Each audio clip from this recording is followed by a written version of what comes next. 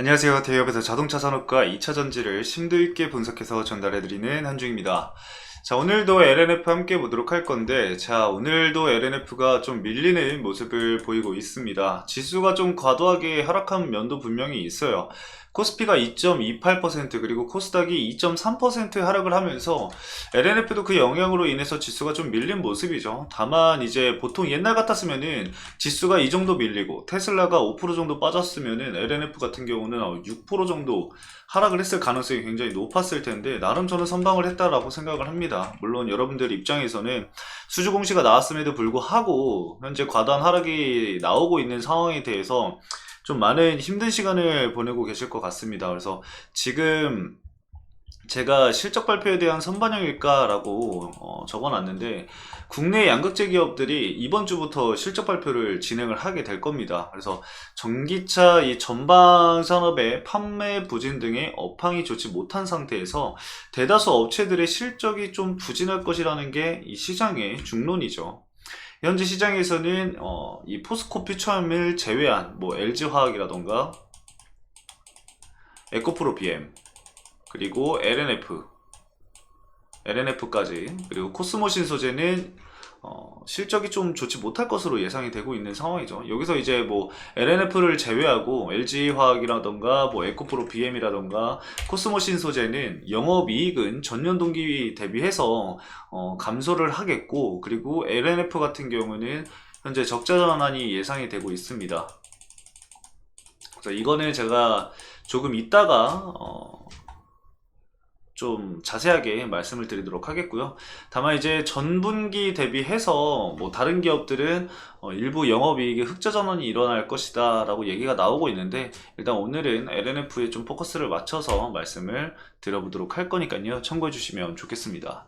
일단 현재까지는 컨센서스가 이 영업이익이 전년 동기 대비 줄줄이 하락한다라는 쪽에 무게가 많이 실려 있는 상황이고 전방산업의 이 수요둔화 앞쪽에서 말씀드렸었던 이 전방산업의 수요둔화의 부정적 레깅 효과 등의 이 실적에 부정적 영향을 주고 있다라는 시선이 많은 상황이고 실질적으로 주가도 눌리고 있는 상황이죠. 그래서 아무래도 이번 4월 달에는 좀 실적 부분이 좀 중요하지 않을까 싶습니다. 실적이 어떻게 나오느냐에 따라서 방향성을 정할 수밖에 없는 시기이기 때문에 매우 중요한 부분이라서 좀 말씀을 드려볼 거고 그리고 이제 탄산 리튬 가격이랑 양극재 출하량까지도 한번 같이 말씀을 드리는 시간 가져보도록 하겠습니다. 그래서 일단은 양극재 출하량이랑 함께 말씀을 드리면서 실적을 같이 좀 말씀을 드려볼게요. 어차피 컨센이라서 이거는 얼마든지 달라질 수 있다라는 부분 여러분들 꼭 인지를 해주시고 영상 시청해주시면 감사하겠습니다. 자, 그럼 본격적으로 오늘도 NNF 함께 해보도록 하겠습니다.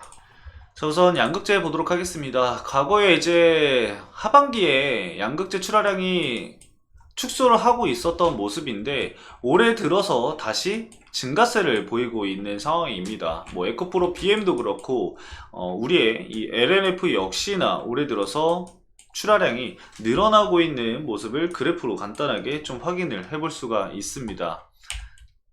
차트 보시면은 지난해 이 그래프를 보시면은 지난해 8월 달에 27,700톤 가량 했었던 이 수출량이 12월 이제 15,260톤까지 하락을 했고 그 다음에 이제 1월부터 반등하는 조짐을 보이면서 1월 달 19,809톤을 걸쳐서 2월 달에는 28,000톤까지 현재 늘어난 상황입니다.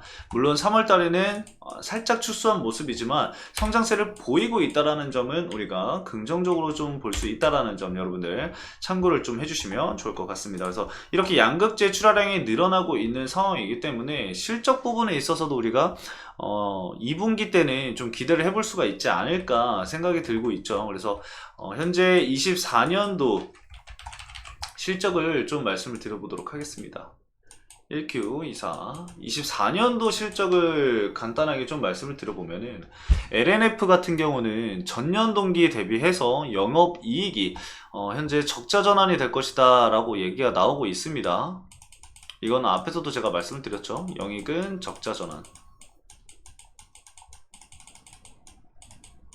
적자 전환 할 것으로 예상이 되고 있는 상황이고 1분기 매출에 대한 시장 컨센서스가 현재 전년 동기 대비해서 1조 3,629억 원에서 약 46% 감소한 7,300억 정도를 예상을 하고 있습니다. 그래도 우리가 좀 생각을 해봐야 될 거는 일단은 Q입니다. QOQ인데 지금 이거 영업이익 적자 전환은 YOY를 말씀을 드리는 겁니다. 전년 동기 대비. 근데 전 분기 대비를 좀 살펴보면은 4분기죠. 23년도 4분기 때는 여러분들 사실 2,800억이 넘는 손실이 있었잖아요. 그래서 그 손실의 대폭 개선된 금액인 약 800억 정도 손실을 기록할 것으로 예상이 되고 있다라고 해요. 그래서 과연 이 컨센서스가 어떻게 되는지에 대해서 우리가 좀 유심히 좀 지켜볼 필요가 있겠습니다. 그래서 해당 내용을 좀 참고를 해두시면 좋을 것 같고, 일단은 이 방향성이라는 게 제가 말씀을 드린 이유가 뭐냐면은 우리가 이 실적이 나오면은 두 가지로 나뉘게 됩니다. 자, 어떤 걸로 나뉘게 되냐면은 이 서프라이즈, 어닝 서프라이즈와 그리고 어닝 쇼크가 있죠.